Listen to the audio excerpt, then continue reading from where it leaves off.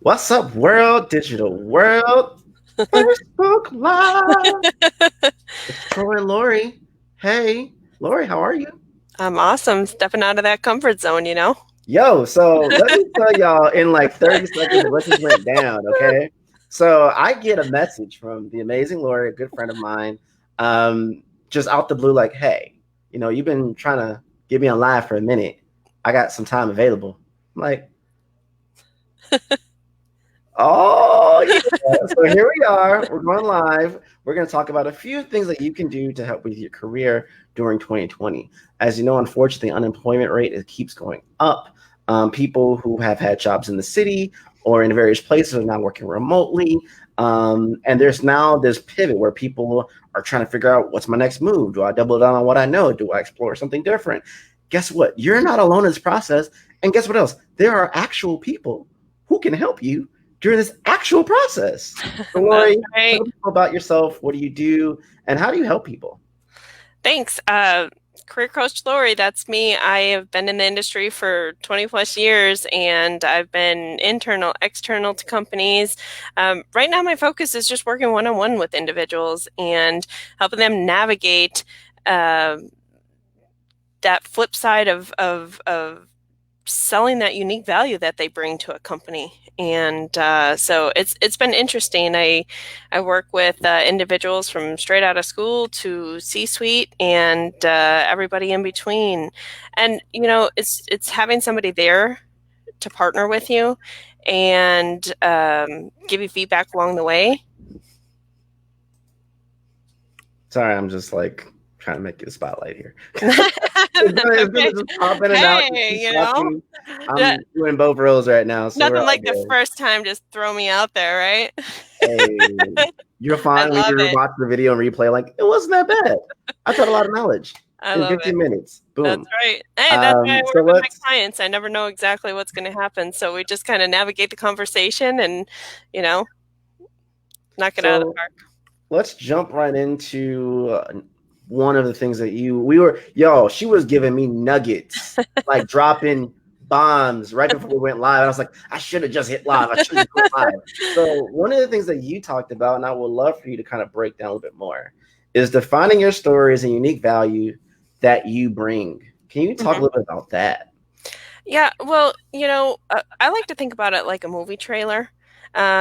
Your tell me about yourself, this big picture. Who are you? And we go into work every day and we do what we do, but to think about that uniqueness, that how do we differentiate ourselves from the rest of the candidate pool out there? And so now's the time to really sit down and figure out your stories. And by stories, I mean, what are 8 to 10 unique traits about you that help you stand out from the rest of the job seekers. And what happens is that a lot of times you'll find that you may not even move into the next exact career path, that it may take you off course a little bit. But the focus is, what are those traits, characteristics, um, you know, uh, different values that you bring to a company. So it's a good time now to um, figure out what is it that makes you unique. I love it. Speaking my language. You know, part of the part, I won't say That's why we problem, connect. It's that unique. uniqueness.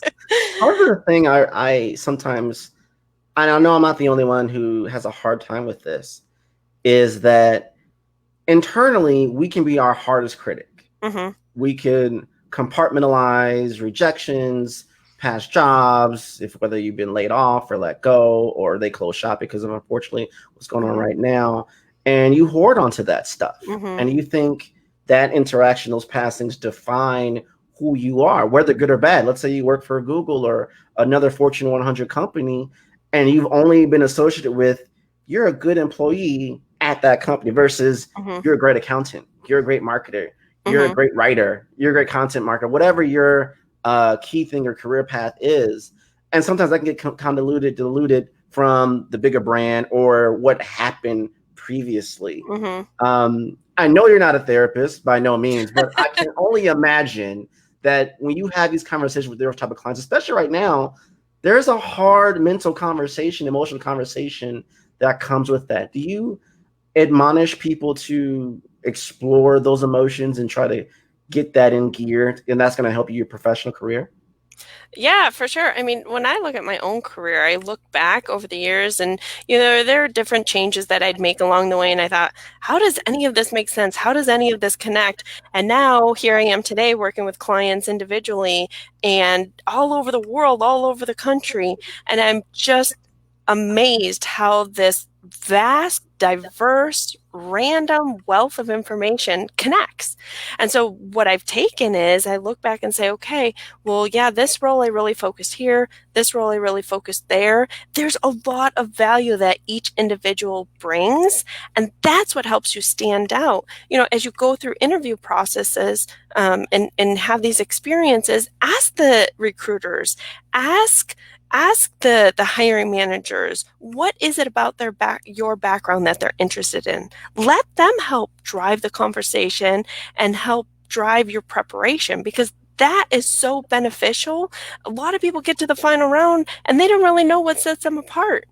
But if you ask, you'll find out what is it about your background that makes you unique. So you're not just, trying to figure out what's that interesting trait or characteristic or quality about you that sets you apart. Let those people who are looking for that specific talent guide you.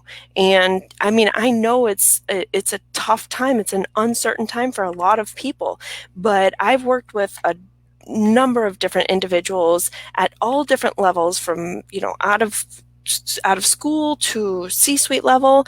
And if you can pick up on the unique traits, it may steer you in a completely different direction, and that's okay. What I'm interested in is, what is your thought process? How do you behave in an environment? Can I get excited, get up and go into work with you every day? That's what I'm focused on. Yes, technically you have to be able to do the job, but culturally, what's going to get us excited to collaborate and see the success and the growth? So that's what I want people to focus on. Is I want them to find out, not compare themselves to everybody else, but pull out the uniqueness that defines them.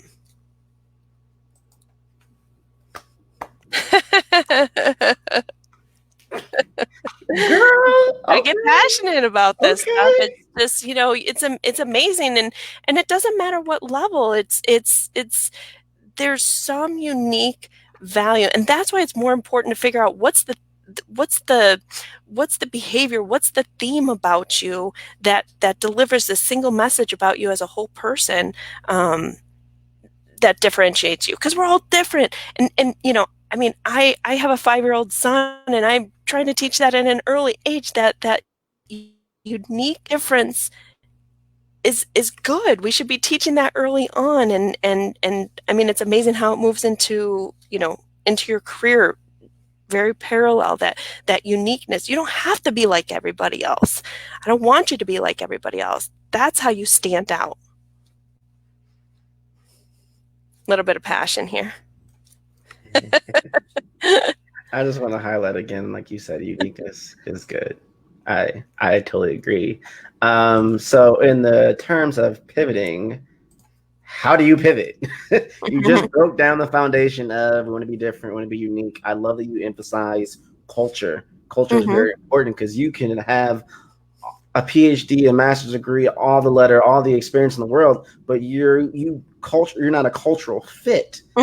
Especially right now, we need people who can just plug and just go, Yeah. go. And that's beyond just what you put on the list. That's beyond just what you went to school. It's about you as a human being. But Lori, how do we pivot?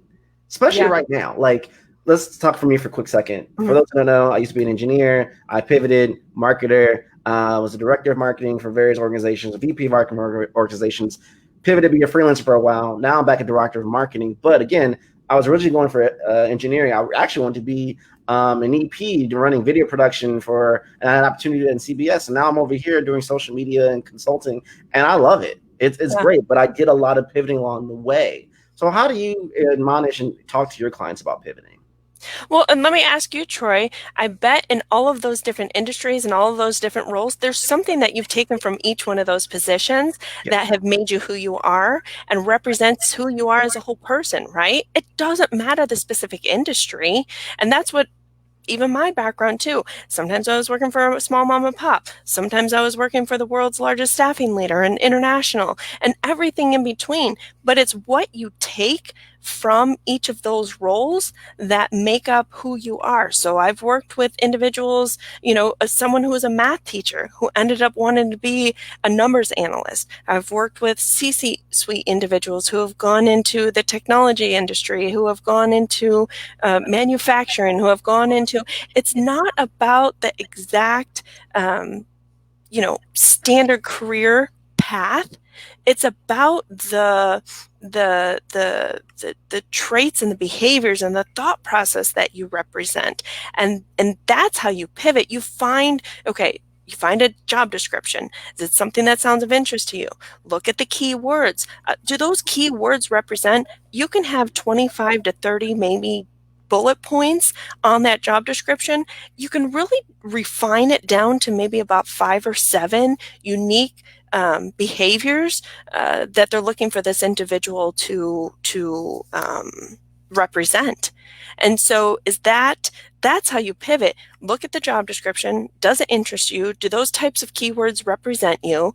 And is that something that is parallel to what you represent yourself? That's that connection. That's how you bridge the gap. Yes, I need to know that you can technically do the job, but there's a lot of stuff that's taught in-house. More importantly is in any interview that's 50-50, you're interviewing them as much as they're interviewing you. And so are you both going to get excited to do the work together? And so it's more about the traits and the qualities that need to be parallel than the exact tasks that were completed. For a lot of people who don't know, my time running a VP for an agency and having that loss happened and how it happened, you were there. And for a lot of people who don't know, I probably should have paid you to be my coach of that period. We were just dropping so much nuggets, but we had a really good mutual exchange of conversations and strategies. One thing I want to bring up about that moment, and that you made it very clear for me, and I'm sure you did this for all your other clients too, is that, okay, yeah, this happened. All right, like, what are you going to do next? Like, that, just because this happened, a lot of people who have lost their jobs, just because this happened doesn't take away your greatness, doesn't take away your skill set. If you could do 2 + 2 = 4 before COVID, you can still do 2 + 4 after COVID, during COVID. Take that same analogy, equation, and apply it to your mastery of what you do every single day and what your skill set is, and then figure out how are we going to survive. Now, if you know that right now, I have enough money in savings, I can do this, then maybe we can just look at very narrow scope of jobs at that point. Versus if hey, Troy, the reality is, rent's due, I got stuff going, I got enough money to get me through here, unemployment's going to take forever. All right, well, we need to shift a different way. So when you pivot, don't think of it like a loss. Right. Your survival, like everyone else. But you're still really good. You're still really talented. It doesn't take away from it. You come back stronger. And I know that sounds very cliche, but it's true. And so when you told me, like, well, you did this for me, you gave me some good advice, you give other people advice, you can do this, you can do that. I understand this hurts and it will hurt for a while, but instead of just laying in there, use this pain as fuel a few months and make progress. Right. So, go ahead. No, and I was going to say, I mean, first and foremost, I have compassion because everybody has a different story, right? And I don't live their daily life, but I try to connect with them in a way that I understand, everybody has different things going on. And, I mean, I'm from the Midwest originally. And so, I have this huge heart, but I do live by something that I heard a long time ago, that the only thing constant is change. And the only way I can move forward is if I adapt to that change. Yes, it depends on the timing, right? But I go back to, I mean, if you look at my resume history, I mean, at one point I was waiting tables.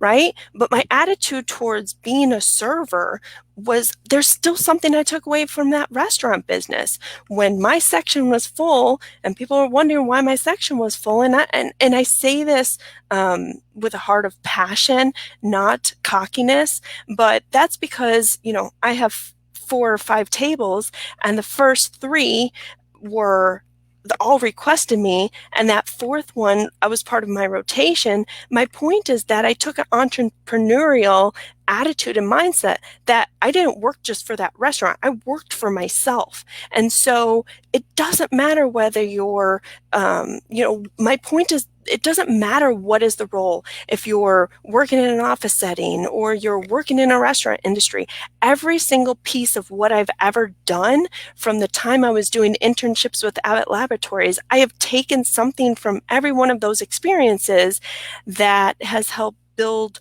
and define who I am. And that's why it's so important right now, if people do have downtime or that extra time, spend time to define your stories and what you represent. Because often we just go into work and we do. But when we start to get into the details of understanding the value that we bring, what were we up against? What did we contribute to get to the significant results that help the company? So that's a little bit of an example on my behalf. So I know we're going to wrap this up because I don't want to get in trouble by hubby and your child. Where can people learn more about you and inquire about your services? And is there anything in particular that you're doing right now to help individuals? Yeah, you can find me at CareerCoachLori.com. Thanks to Troy. I like that little, Career Coach Lori. That's where to find me, Facebook, Twitter. But just reach out to me. Give me a call, text, email, whatever works. I connect differently for every individual.